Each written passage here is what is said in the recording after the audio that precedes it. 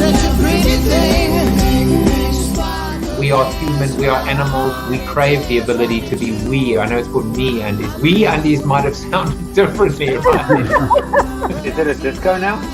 Yeah, it's the after party, so it's now we go with the flash. My goal in life is to be a laptop sticker. Me too. And despite the best ministrations of your wife, you still look ugly. It's a great honor, Mr. Jaffe. It's always nice to be with you. I'm so happy to be with you. I'm honored. Thanks for doing this, too. It's a real service to the community. Thank you for doing this, Joseph, for doing CoronaTV in general. And it's your gift to the universe, and it's appreciated. Very human, and I like that. Look at you! You are insane! How did I do that? You're insane! My Apple Watch has just indicated that I'm live. So apparently I'm live. I'm live on YouTube. I'm live on LinkedIn. I'm live on, what's the other one? Oh, Facebook. I'm live on that one as well. I'm alive because I'm in Nash Vegas. I'm in Nash Vegas, that one. Nash Vegas. If you've ever been to the Gaylord Opera Land, you would know what I'm talking about. And I've had the pleasure of experiencing Nashville many times, but the first time that I went to Nashville, Dave Delaney, my guest, was involved in that. I think he was involved in that. He better have been involved in that. He's nodding. He was involved in that. He can tell you about that. And I've been back a few times. We went to actually look at Vanderbilt University, my daughter and I.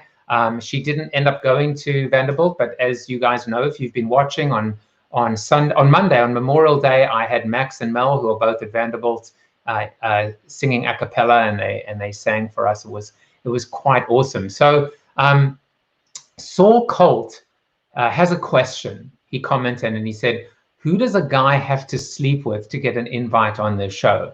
Well, definitely not me. I'll tell you that. But this is the way to see if Saul's actually watching the show. So Saul, if you're watching the show, just send me a direct message. And look, please don't take this the wrong way, but the quality control of my guests on the show the bar is really low. There's no vetting. I mean, look at the host, for God's sake. Anyone can really come on if they are compelling and if they have something compelling to say. This show is about positivity. This show is about optimism. This show is about hope. This show is about how to keep moving during a global pandemic. And sometimes if there's a little bit of time left over, yeah, we talk a bit of marketing and maybe business. But that's like a little bit of an afterthought. That's what the show's about. So Saul, if you're watching, you want to come on, send me a direct message or comment so I know you're watching. And we'll make a plan. We'll get you on the show. So hello, everybody. I hope you are well. We have a packed show. It is Corona Cocktails. This is not doing well under the green screen, so I'll just do this. But it is a big bottle of Glenmorangie. Where is the Glenrothes, you may ask? To quote Fat Bastard, in my belly. It's in my belly. It has gone down this mouth, and it has kept me going over these slow pandemic dog days of whatever the season is that we're in right now. Michelle says she loves cocktail hour. Michelle, I hope you have a cocktail with you. And Bob Farnham says, here goes nothing. Well, again, my listeners, my viewers' expectations clearly are very low as well. So we're all on the same page, I guess. All right, well, happy Senior Health and Fitness Day. Very important to celebrate. It is National Senior Health and Fitness Day. And as it's important, right? It's important to keep active, mentally healthy and physically healthy as well and active. And I think our seniors have really been through the ringer and continue to go through the ringer. But, if we've learned anything, you are as old as you feel and as young as you want to feel. And keeping fit and keeping healthy is one way to do that. So want to celebrate birthdays quickly. Happy birthday, Tim Brunel in Minneapolis. I think you're still in Minneapolis. Lauren Brown, I used to work with Lauren at Evolution. Happy birthday to you. David Osler, the man that makes sure that we are still connected. You and me are connected because he has been instrumental in helping set up my little network here. And happy LinkedIn birthday Johnny Mathis Jr. How are you, Johnny? We need to catch up sometime as well. Yes, his name is Johnny Mathis Jr. Yes, he is connected as well. Now, I wanted to share this with you. This is pretty cool. Let's go big. Let's go full screen for this. I just put this little collage together. You know, it's like, hey, what did you get up to during the global pandemic? Well, this is what I got up to and what I continue to get up to. This is a beautiful little collage of all my guests. This is what has kept me sane, guys. This is what has kept me going. My fantastic, nice guests, I use that word deliberately, and Dave joins this list today. I'm happy to say he is a nice keynote speaker, and he's a keynote speaker that talks about what it is to be nice. He's a corporate trainer, a consultant, and a coach. So I've got a few other things to share with you today before I bring on Dave. The first is I'm actually giving a webinar next Thursday. And what I wanted to do is actually play you the little promo for this webinar. You can watch it. It's going to be a live stream. It's going to be public. So yeah, let me go ahead and show that to you.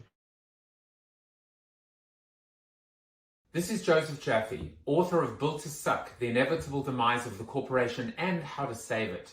And since the quarantine, the host of CoronaTV. And I wanted to take this opportunity to invite you to a very special briefing on June 4th at 3 p.m. to hear the results of Service Plan's national survey of the economic impact of COVID-19 in Belgium. You'll be getting the final results of 4 waves of research on the most affected touchpoints, the general changes in mood, purchase criteria, and brand perception. Now, if you're a brand and you're looking for fresh insights, ideas, and answers, you won't want to miss this. But wait, there's more. I'll also be delivering a webinar of a very special presentation I created titled Preparing for the Next Crisis. Yes, the next one. If there's one thing that we've learned during COVID-19, it's that the new normal in business is anything but. We need to be comfortable for the shift. We need to be prepared. We need to adapt and plan accordingly. So I hope you can make it, and I'll see you there.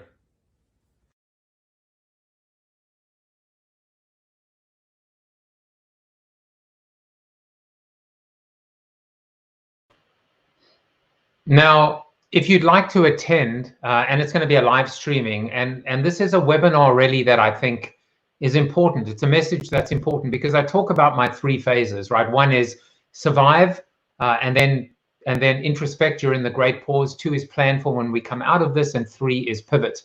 But I also talk about the fact that you know, we need to already be in active planning mode for the next crisis, because there will be a next one. And I know that is hard sometimes for us to fathom, but this is the new normal. And so if you look on the bottom, you can actually see a URL that you can find out more about. And yeah, it's free, and I hope it helps. I really do.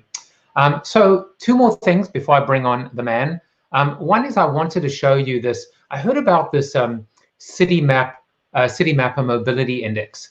And if you look carefully at the screen, this is amazing. It's using mobile phone data, right? Using mobile phone metadata to get a sense as to what percentage of the major cities are moving and how much they're moving. You know, from San Francisco and Washington, D.C. at 5%, only 5%. Now, if you drill down into these markets, you will see that in February, that number pretty much across the board was at 100%. But we can also see where countries like Hong Kong, I said countries, I mean cities like Hong Kong or Stockholm or Seoul are sitting. 56% is the highest at the moment. So definitely you want to check out City Mapper. And I don't know, I find it interesting. I find it quite interesting to get a sense as to how normal or back to normal we really are. And the reality is, I mean, I think we all know that we really aren't back to normal at all. So we get to the seated soliloquy, and this is a new section in my show, and it's something that I like.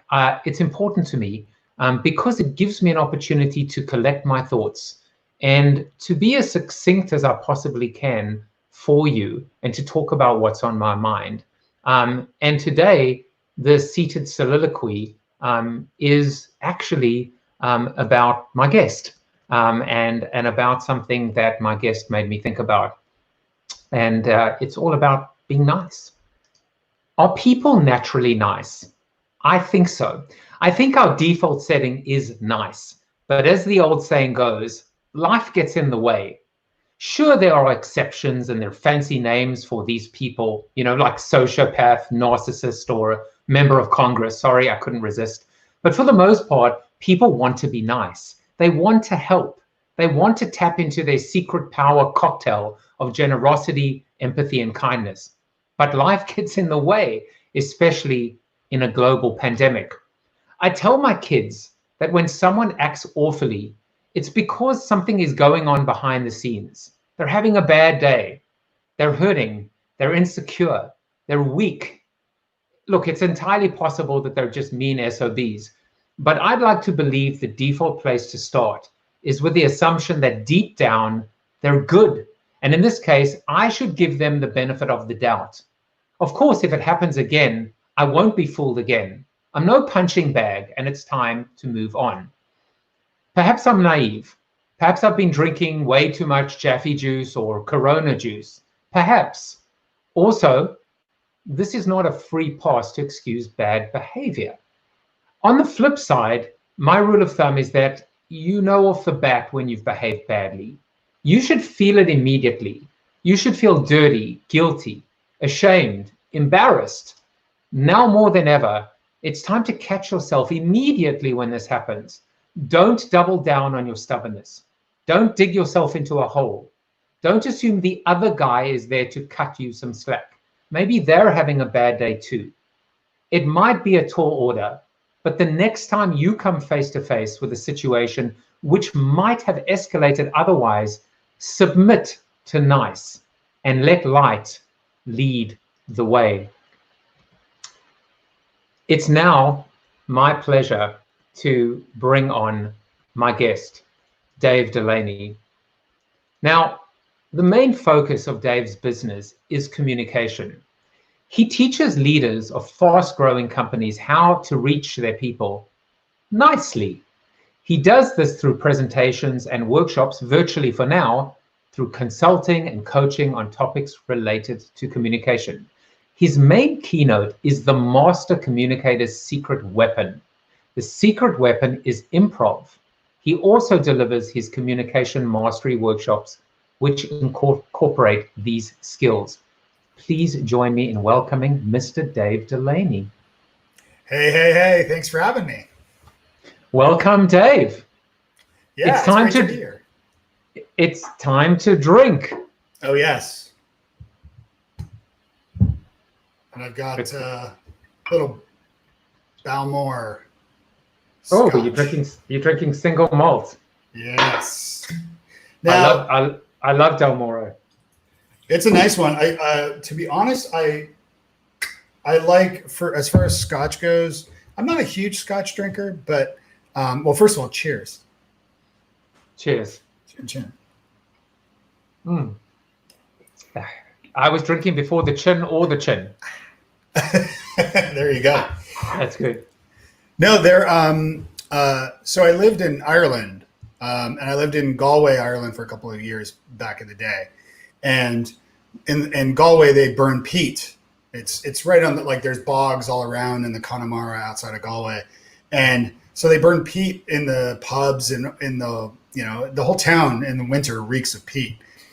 And it's stinky at first, and then you kind of get used to it. And now, like, the peatier the scotch, I could like not even drink it and just have my nose in the glass all night, and I would be happy. Just that smell takes me back to some great memories of living in Ireland.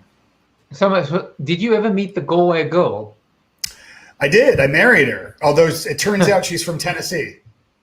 So she's the Tennessee. It doesn't roll off the tongue, does it? Not as well. Tennessee girl. Now, as far as Galway girl goes, are you an Ed Sheeran man or are you a Steve Earle man? Because there are two Galway girl songs. I would like to be cooler than I am, but I'm going to go with, I don't know, maybe I'm going to offend someone, but I'm an Ed Sheeran man. Okay. I'll lean Steve Earle. But I know Steve Earle. I mean, we've never met personally, but no, but I mean, that's how I was introduced to the song. Right. Yeah, it's two totally different songs, but strangely enough. But yeah, Steve Earle is a big fan of sort of Celtic culture in Ireland and had an apartment, I don't know if he still does, in Galway as well. So he wrote this song Galway Girl, which is a great song as well. The Ed Sheeran video, though, is cool because I know the pub that video was shot in. I've actually been in that pub. Yeah. It's in Salt Hill, which is the nice thing about Galway is it's right on the seaside. So it's the Atlantic Ocean, and then you've got freshwater rivers that run through it, the Salmon Weir River. And Salt Hill, it takes a walk out to seaside to get to Salt Hill. It's beautiful.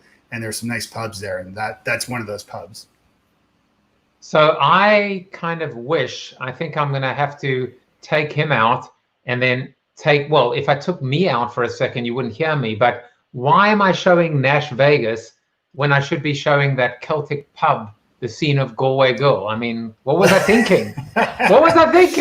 Well, Nashville always appreciates a little bit of love. So it's nice to see the Batman building there in the background. And yeah, you were talking about your first visit to Nashville, and that would have been 2008, and that would have been for PodCamp Nashville. So, and it was my fault that you were here, so you can blame me. I loved it, and it was exciting for me. My first time going to Nashville. Nashville has an amazing reputation, and it's funny because I think when I came back years later, I ended up at the Gaylord Operaland, and I was like, "What the hell is this place?" It was like Vegas, but it was crazy. Yeah, Opryland is a massive complex. I mean, it's a massive hotel with conference center and hi Angus.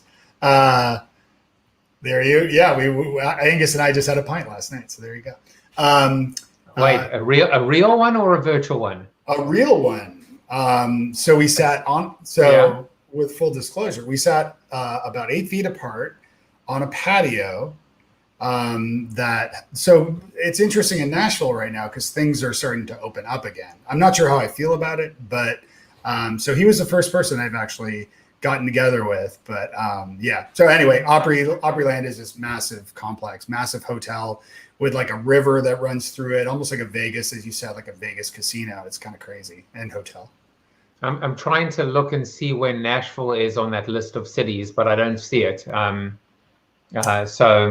Yeah, no, it's crazy. I mean, listen, we want everything to open up, but we're not sure about it. And you know what I was thinking the other day? This is how my mind plays tricks on me, which is I'm thinking to myself, okay, you look at that party in the Ozarks, right?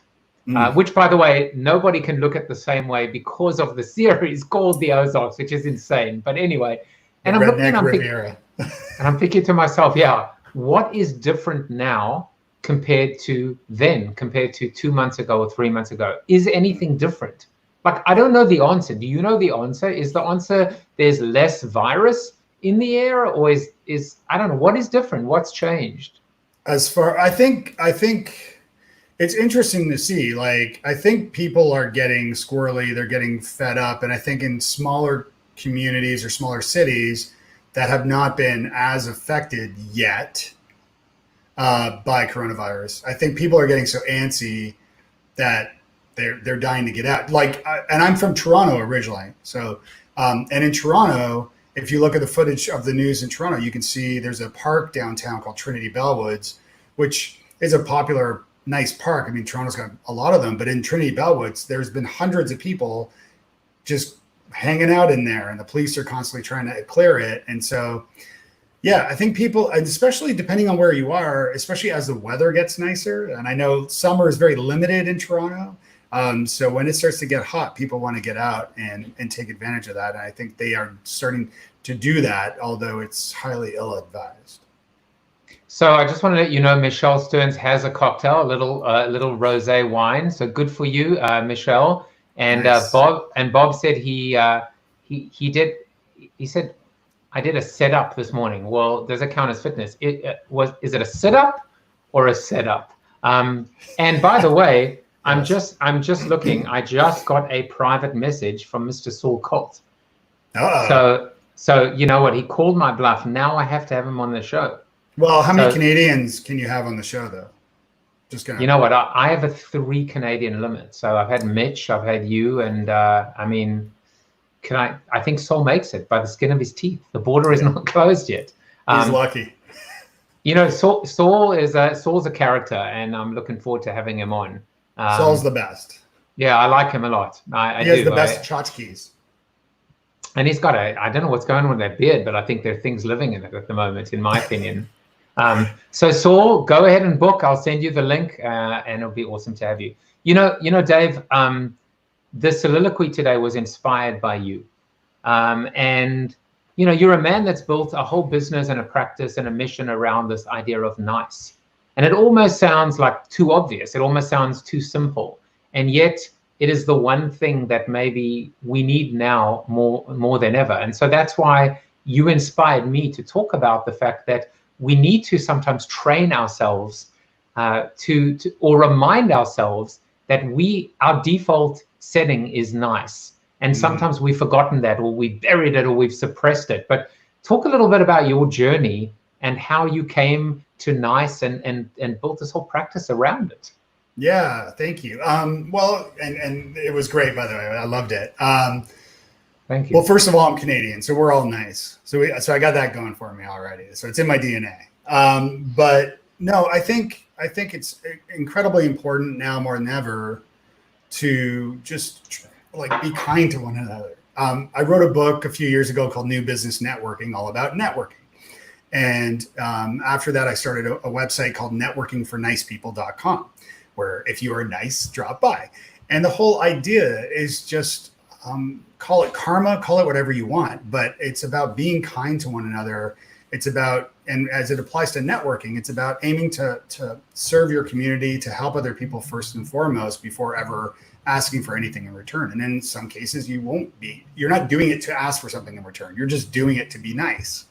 And so I've explored that a lot, and it's something that I've just settled on as an important thing, and something that I do like to remind people of. So like I have a weekly, every Friday, I have a newsletter called The Nice Maker, where I share nice stories, tools, tips that I discover on the web each week. Maybe there's a podcast in there, maybe there's some articles and so forth. So yeah, I'm just trying to remind people to be nice to one another.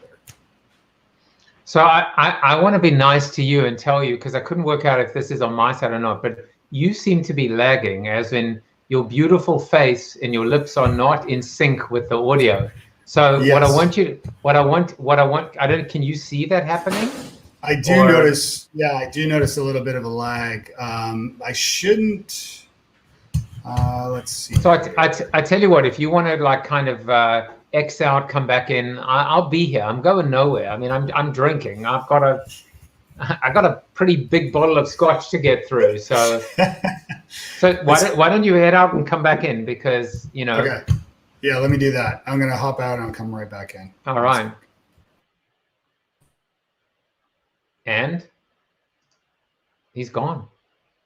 Part of the way I was thinking of this show is, and I think a lot about it because it dominates a lot of my time, is how professional, how slick do I want it to be? And I think I want it to be professional, but I don't want it to be slick. I think I want to be able to, let's see if he's back. Nope. I think he's having a bit of a hair day, a bad hair day. And I think to myself, like, there's a certain charm and there's a certain humanity about not being perfect. And it's so funny because who was I talking to on the show? Who was yesterday? Guys, who was yesterday? I'm actually blanking for a moment. Maybe someone will tell me in the comments. But I remember like talking about how I wanted everything to be perfect and how it was important to me. Maybe it was Jessica. I think it was Jessica yesterday, or even the day before Jessica. And I was thinking to myself, like, it might be laggy, and sometimes my camera freezes, and please bear with me. And what they said is, Joe, have you watched CNN lately? Have you seen how people get pixelated? Have you seen how even the networks are dealing with and struggling with technology? So don't be so hard on yourself, and don't be so, don't be a perfectionist. Just be able to like get real and be able to relax and hope that your audience is forgiving as well. Yes, Michelle, it was Jessica, and the day before, I forget who it was, but I think Dave is back. Let's see, Dave. Yeah, I'm back. Hopefully it's a little better now. I'm checking my settings, so. Yeah, I mean, it's you know what the best thing will be, if people feel like it's a little laggy, you know what you do? Close your eyes and just hear his beautiful tone and his beautiful voice, and you don't have to look at my ugly face. And I mean, is that not perfect? Sip your rosé. Sounds like a good deal. So in my defense, I just did a speed test, and it does show that I'm coming in fast. So I don't know. Hopefully it's a little better now. It seems, I don't know. It's funny. And look, I mean, it's been a bit of an interesting learning curve, for me too, in terms of figuring out when it's your issue, when it's their issue, how do you cope with it? How do you deal with it, etc. Right. One of the things Bob says, it's a caching issue. So, but Bob, nobody paid for this interview, so there was no cash. It was just anyway. Yeah, I don't know. I'm in a private Facebook browser, so instead of I usually use Chrome, but I know Chrome can hog the resources a little bit. So you know what? Chrome is a better browser. You want to try it through Chrome? Yeah. All right. Let me try that. One sec. We'll try one more time. 3 times a charm. Listen, I'm getting absolutely motherlessly drunk here, and Bob and Dave will be back on Chrome, and then we'll just keep going. And Randy says we need Canadian subtitles. I mean, this is the last Canadian that I'm ever having on the show. I'm telling you, it's not that I want to go to war with Canada. It's not that I want to blame Canada. But you know what? I haven't had any of these technical issues with you, and I'm just kidding. So we'll wait to see Dave come back, and otherwise we'll just keep going as well. But as I was saying to you guys earlier, I think a lot about what I want the show to be when it grows up and when I grow up. Well, I don't ever want to grow up. I want to continue to be myself. I'm finding my authentic voice, right? I'm finding what makes me feel more comfortable. I probably would have been a lot more upset about any technical issues, and I would have been looking at the Facebook numbers and trying to figure out, for example, are the viewers going up or the viewers going down? And now I realize that that's really not the issue as well. Let's see if he's. What do you think? All right. I'm just fixing my microphone. And now, is it better? It seems better. It's absolutely perfect. Chrome be thy name. So no more Firefox for me. I also just saw Randy's comment. And the thing was, no, I'm just messing. Yeah. I'm just messing with you. This is CoronaCocktails. Anybody that chooses to spend 5 p.m. Eastern Standard Time, exactly. What is that, like a beaker? Is that like a lab? That's a fantastic. Yeah. I like it. It looks like a little lab beaker as well. It's an experiment every time I drink, so really. So that worked out fine. And you know what? I am going to take full responsibility for the mistake. You know why? Because the email that I was meant to send you with all the instructions says Chrome is the best browser. So I have to take responsibility. But Dave, let's bring it back to this idea of nice. Yes. I have to tell you, and I'm being very honest, that a lot of the people that I've dealt with professionally, and I'm talking about corporate executives, they're not nice. They're passive. They're passive aggressive. They're just not. They're mean spirited. They just don't. The word nice could not be further away from them. Why are people in business not nice? Well, it's a good question. I think, obviously the higher you go up in the chain of command for a lot of organizations, not all organizations, there tends to be more stress involved with that. Sometimes these roles get more spread out so that you're having to do more tasks that maybe isn't something that's part of your part of what you do, part of your toolkit. For me, like the experiences I've had when I get hired by an organization to deliver a presentation or to do in-house in-person training or virtual, it's about trying to build a better community, a better culture within an organization. And that really starts with leadership. If leadership isn't on board, then it doesn't really matter what I recommend, because leadership's not going to, push to try to support that. So, I have a presentation that I just did for an organization just last week as a webinar called the Master Communicator's Secret Weapon. And so that's all about this secret weapon to improve the way we communicate. And and so I reveal what that is, and we can talk about that. But from that, leaders and team members also learn some key skills in being nicer at work and being nicer, both not just at work, but also at home and out and about. So so I like sharing that because the feedback's always really great. But you are a nice guy. You are. I mean, my first anybody would say that of you. You're not faking it. You haven't changed. All you've done is almost just focused on the strength of yours. You've and to me, if I think about a litmus test, it would be, are you a giver or a taker? Right. You are not a taker. You're a giver. I mean, in terms of the work you've done with PodCamp and BarCamp, and you've always given graciously. You've always given your time, even when the labor of love, when it wasn't obvious that you would even get any compensation back. That to me is the definition of nice. Yeah, I mean, for me, when I moved, so the way, it happened for me, at least in the Nashville sense, when I moved here, I didn't know anyone. So I had to network my way to find a job, to meet folks. And in doing that, as part of that went, founded my partner in crime, Marcus, and he and I and Kelly Stewart and others, co-founded the first BarCamp unconference. And so the very essence of an unconference is it's free. I had a job. So I wasn't doing it for money. At that point, I'd gotten a job. The situation went like this.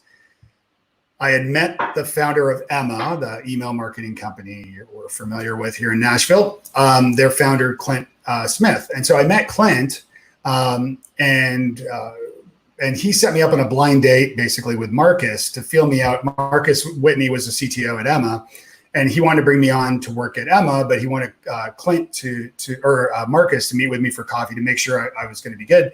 And Marcus and I sat down. He's from New York. I'm from Toronto. So we just hit it off kind of instantly and started talking about stuff. And in that excitement, we were like, let's do a BarCamp Nashville and Nashville. And so right away, we started planning it. This is the first time we've ever met and sat down together. And so we flesh out the very early stages of planning the first BarCamp here. And at the very end of that meeting, Marcus says, oh, by the way, Clint wants to hire you. So you should take the job. And I'm like, yeah, all right.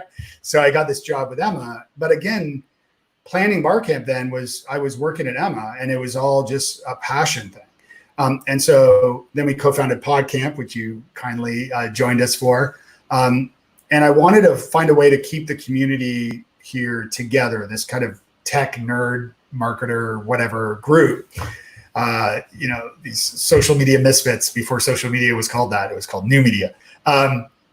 But to get everybody together, so I created this thing called Geek Breakfast as a way to get everybody together each month. And then somebody came from out of town and wanted to create their own Geek Breakfast in Chicago. And so they did that there. And then there's Geek Breakfast in South Africa. There's Geek Breakfast in Australia. So next time you're home, you can go find a Geek Breakfast, hopefully. I mean, if I can ever travel again, I'm like, Well- by the way, quick shout out That's a good to my brother Alon Hellman, as we say in South Africa. How's it, How's buddy? And How's it? you can see I'm on drink number 2 on Glen Morangi number 2. Nice. But Dave, you spoke about passion. Yes. And I'm trying to think, like, is there a form? In my mind, you can see the cogs are whirring, or you know, the I don't know, the rust and the grease is kind of interacting. But I'm thinking, what's the formula for nice? So first of all, I've decided that you've got to be a giver, not a taker. Yes. Second of all is passion. Like, if you are close to the soliloquy spoke about having a bad day. Well, you're having a bad day when you're miserable, when you're not passionate. But when you're passionate about something, how can you not have a good day? Of course you're going to have a good day because you're doing what you love. Right. Yeah, and I think that's it. I think you nailed it there. I think, you know, that's such an important part of it. The way you communicate your passion is important. And then also just being empathetic is just something that I've really been pushing for, and I've been writing about quite a lot lately, about the importance of being empathetic and putting yourself in other people's shoes. So it's something I've learned a lot, you know, like, you know, for the longest time, and I'll be honest here, like, you know, I'm more of a liberal type of person. But yeah, and as a Canadian here too, I you know, living in the States, I was just, you know, I was so frustrated with Trump and that kind of movement. And for the longest time, I thought, if people are still at this point, if you're still supporting Trump, you've got to be like a racist. You've got to be homophobic. You've got to be a sexist. Like, there's just no other explanation. And then I saw a great documentary on Netflix called it's called Behind the Curve, and it's about flat earthers.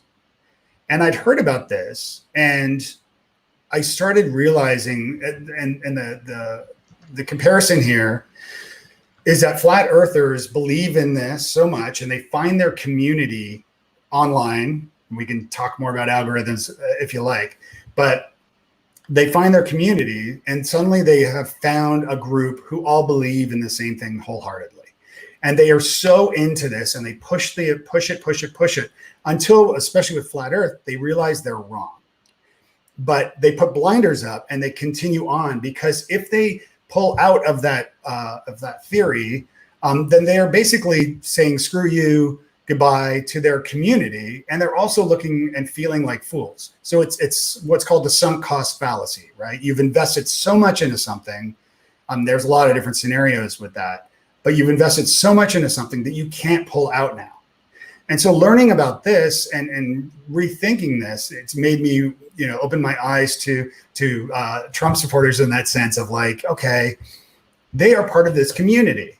And so it's not to make excuses or anything like that, but again, putting yourself in the shoes of people is key to, you know, that is being empathetic, and that's key to being able to be nicer to your community, to strangers, to, you know, anyone. So I think that's an important step in all of this. It's very interesting, because deep within what you said was a word that jumped out at me, which is the word acceptance. Mm-hmm. And when you can, empathy and acceptance, I feel, are connected, which is when you can accept someone for warts and all, right? For quirks, for biases. But everybody, if you believe that everybody is nice or wants to be nice or wants to be kind, you have to be able to understand why they're hurting, or what, you know, and people are hurting. People are hurting, and you can never ever tell them they're wrong when they don't know if they're going to be able to afford to pay the mortgage. You just can't. And right. And I tell you, Dave, like I've grown so much in this period, and I'm determined not to go back to the old way, whatever the old way was. I'd like to believe I was nice coming into this, but I can be nicer, and that's the thing. Yeah. And I got to give first before I expect anything back. And even if I don't expect anything back, that should not negate the reason why I gave in the first place. Absolutely. And I do recommend, Bob Berg has a great book called The Go-Giver that if you haven't read, you guys should check out. That's a great book.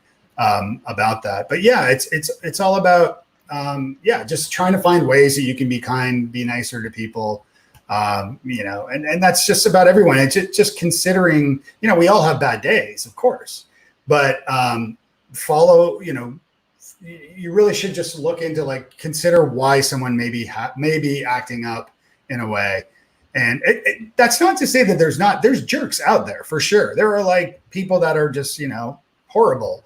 You just have to turn on the news and you'll see tons of headlines about such people.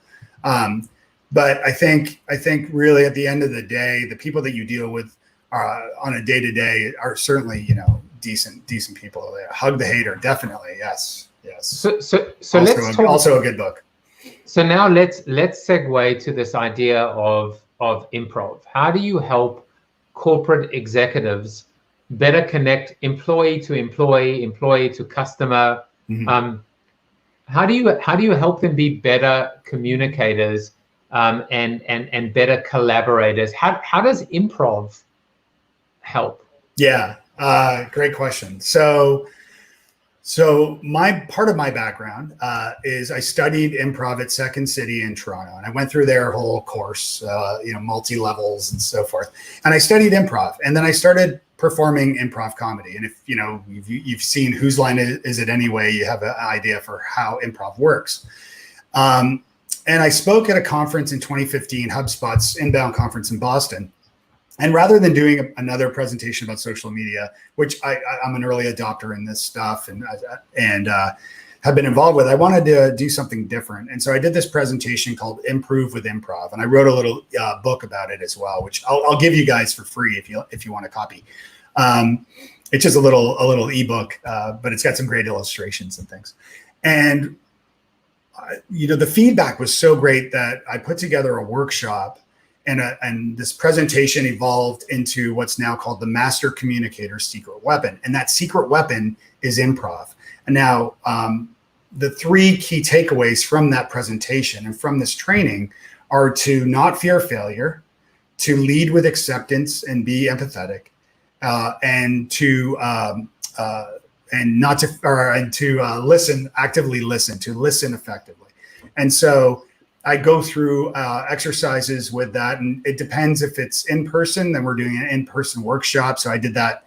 I think the last one I did was back in January. I worked with FedEx in Memphis and did this. And so that was an in-person workshop. But what I'm doing is basically teaching teams, whether I do it as a virtual conference or a presentation, or whether I do it in person, I'm teaching people it's not about you having to go out and perform improv. That's many people, that's their worst nightmare, and rightfully so. And it's not about necessarily you taking an improv course, although I encourage people to do that.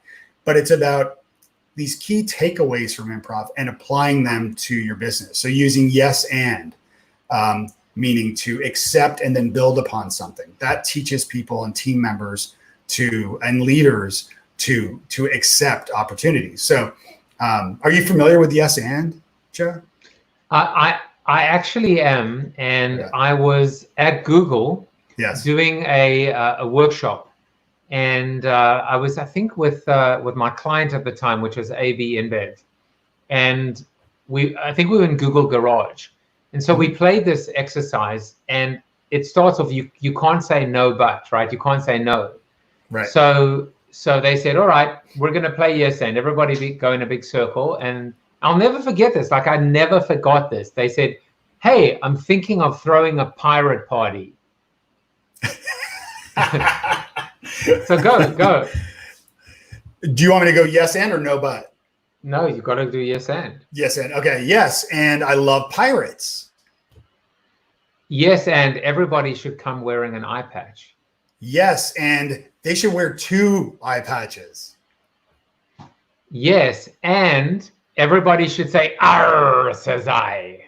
Yes, and we could blow this party up so big and invite everybody in the city, but what would we call it? Yes, well, that's a weird one. That is a weird one. Huh? All right, but you get the idea. And the beautiful thing about yes and is that you lead with optimism, right? You lead with let me find the merit in what you said. Yes. And what you and if I need to build on it or tweak it, and I'll tell you something. My biggest pet peeve, Dave, is it's like nails on a chalkboard.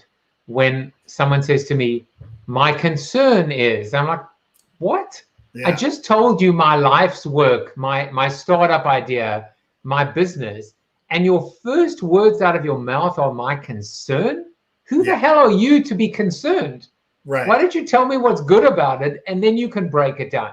Yeah. Build it up before you break it down." Right. And with the yes, and so the way this works with leadership, right? And I go through this exercise of teaching yes and we do some interaction. I do it live as well. But so I share a story, which is that I was in a boardroom at a business that I used to work at many years ago, and I had this opportunity to pitch an idea for a product. And so the CEO said, "Okay, what's your product idea?" And I pitched it in front of like the C-suite team and others. And he says, "That's the stupidest idea I've ever heard in my life." So how many other ideas do you think I proposed in my tenure there? 0. Yeah. Right. So instead, he could have said, "Yes, and let's talk about it more over coffee after the meeting." This doesn't mean it was a great idea. It might have been a terrible idea, but he could have said, "Yes, and let's talk to customer service and see if that's something our customers need." Or, "Yes, and let's talk to our sales division and see if that's something that our customers are asking for." Because what could come from that conversation, and what has in some of these scenarios that I've run people through, is he could go and say, "Yes, and let's talk to sales." And he might go to talk to sales briefly and just talk about the idea. "Dave thinks we should do this." The sales team may say, "That's actually something we need." And you've talked about surviving, planning, and pivoting. That's an opportunity, and companies have done this. Many companies have pivoted, but they wouldn't have pivoted if they didn't have leadership that listened and accepted ideas. Now, again, it doesn't mean throwing millions of dollars into every idea under the sun, but it means at least letting your team members feel empowered enough and heard, and feel good about sharing their ideas so that they can share others in the future. And for you to maybe as a leader consider, okay, instead of saying, "No, that's stupid, we don't do that," or "No, it's a bad idea," "Yes, and let's talk about it over lunch." And at least you're buying the team member lunch and you can talk about it more. So this is not my way of saying that I'm done talking to you, because I'm not. But I'm just letting you know, if you please don't join us in the Zoom after show room, our after party, where Dave will not be doing stand-up comedy, because this is not exactly, he really won't be doing it. Not yet. One day, maybe. Dave, I got to tell you, I did another exercise. It was during another client event. All of these things happen in San Francisco. Remember San Francisco when we used to travel there? Yeah. And I'll never forget this. The exercise was come up with the worst possible idea that you can come. Like, think of the absolute worst idea. And oh, I thought you were asking me to. I know, please. Double eye patch. Well, I thought. Okay, so wait. I'm gonna test you on this as well. I thought you were going to say coming on the show, but that's okay. But that's okay. So what you had to do then is you had to then turn your worst idea into the best possible idea. Mm-hmm. So now I'll tell you about mine later. How do you turn the double eye patch idea into the best possible idea? You take the double eye patches and you cut out the center of the eye patches, and then you wear sunglasses over the eye patches. And as long as you're still wearing your pirate outfit, people will accept you as a pirate. They'll think you have the double eye patch, so you're kind of cool and you stand out and you're really unique, but you can actually see, so you won't fall overboard. Funny that you mentioned that. I've got to remember his name. Why can't I remember his name? He plays the character Leon on Curb Your Enthusiasm. So his name is. Yeah. I can't think of his name. He's amazing though. He's amazing. I love him. Him. He should come on the show. I'm going to check now. He should. In character? because his character on Curb is amazing. I would love nothing more. So, Can't think of his name either. JB Smoove. Yeah. Right. So JB Smoove was on Howard Stern talking about his very brief, infamous, unillustrious time on SNL. And one of the ideas he came up with, if my memory serves me right, was the pirate with the double eye patch. Are you serious? Yeah, and No kidding. it never clearly never got. I mean, it's funny, right? It's funny. Yeah. It's funny, and they laughed, and it's almost like Monty Python. It was the story behind the story, that the skit itself was less funny than the failure of the skit and actually thinking about the skit. Yes, thank you, Jay. Thank you, Jay. And JB Smoove is right. I didn't know that. That's amazing. I got to look up that interview. But yeah, actually there's a really great Netflix sketch comedy series called I Think You Should Leave. I think it's Tim Robertson.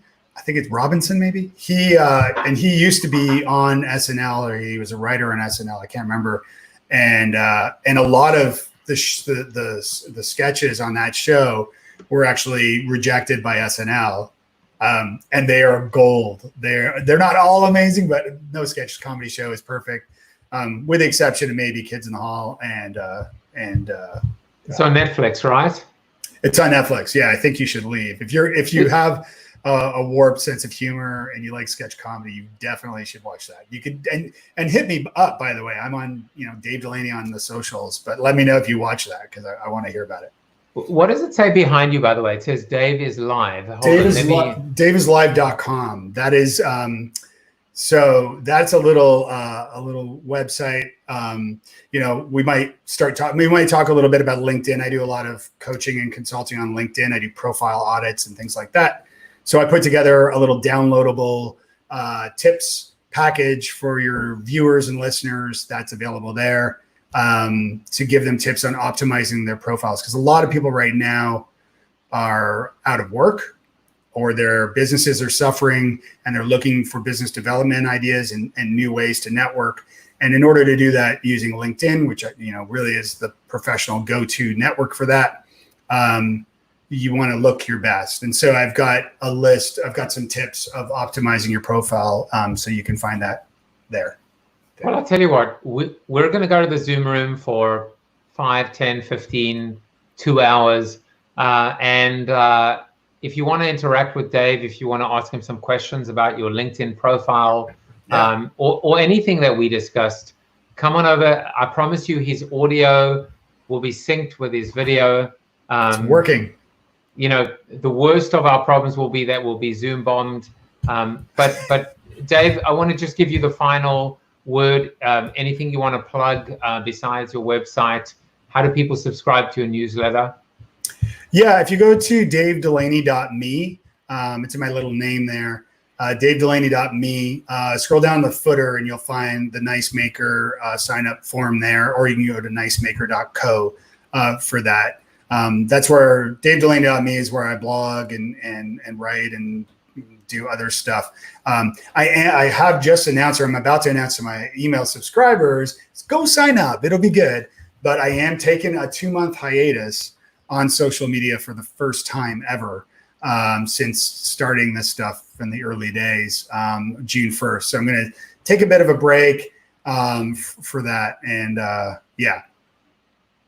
It's funny because I've, in a way, gone the exact opposite, which is I was barely active on Facebook. I was doing nothing. In fact, I could take some of your advice in terms of how to optimize my own LinkedIn profile. Right. And obviously, since I started CoronaTV, I've been super active. More in terms of letting one piece of content, distribute and share. But please check back with the show and with me, and let me know how that hiatus goes in terms of your mental health and wellness, and in general. Just Dave, thanks for coming in. It was awesome. Thanks for having me, man. It's so good to see you and hear from you. And I love the fact that you're doing this show. I think it's great. And, all the guests that I've seen on the show so far have been amazing. So, and a lot of mutual friends from the old times.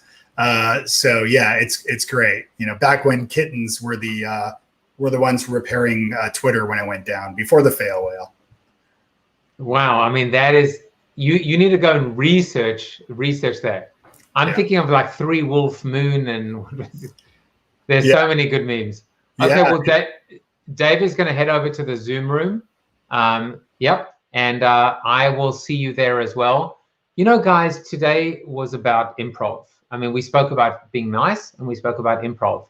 And there was a technical issue. And so the question is, well, what do you do in a technical issue? Do you just keep going? Do you try and figure out what the problem is? Do you try and solve it? How do you cope? How do you pivot?